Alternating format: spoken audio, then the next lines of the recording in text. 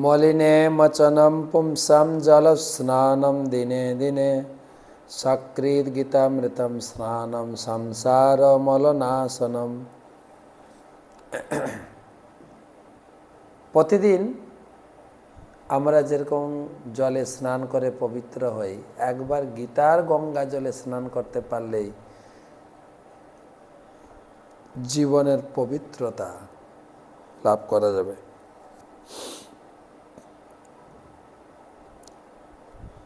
ষড়চত্বরিংশতিতম শ্লোক, প্রথম অধ্যায়, শেষ শ্লোক।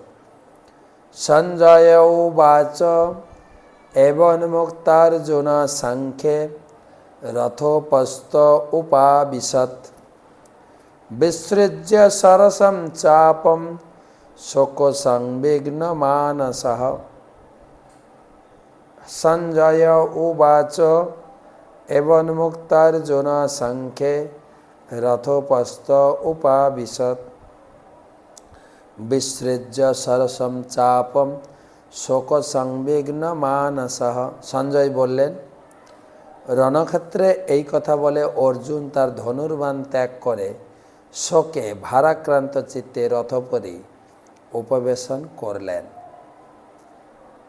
এতক্ষণ বা এতদিন ধরে আলোচনা হচ্ছিল অর্জুন যুদ্ধক্ষেত্রে উভয় পক্ষের নিজের আত্মীয় স্বজনদের দেখে যুদ্ধ করতে নারাজ এবং অনেক যুক্তি প্রদর্শন করেছেন, জাগতিক মানুষের মতো যুক্তি প্রদর্শন করেছেন।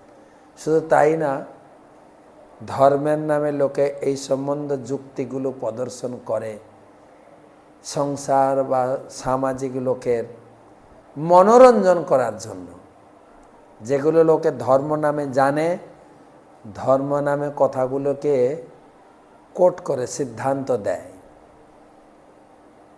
আর এই আত্মীয় স্বজন, সমাজ, পরিজন, এদেরকে নিয়ে উঠা বসা ধর্ম বা এদের সেবা করাটাই জীবনকে ধার্মিক বলে মনে করা হয়। তার জীবনে কেবল শোক আর শোকই নিয়ে আসে, যা অর্জুনের জীবনে ঘটেছে। শোকে ভারাক্রান্ত হয়ে গালে হাত দিয়ে বসে পড়লেন। সঞ্জয় জানালেন যে অর্জুনের অবস্থা ঘোরতর, শোক এবং ভারাক্রান্তে তার জীবন ছেয়ে গেছে।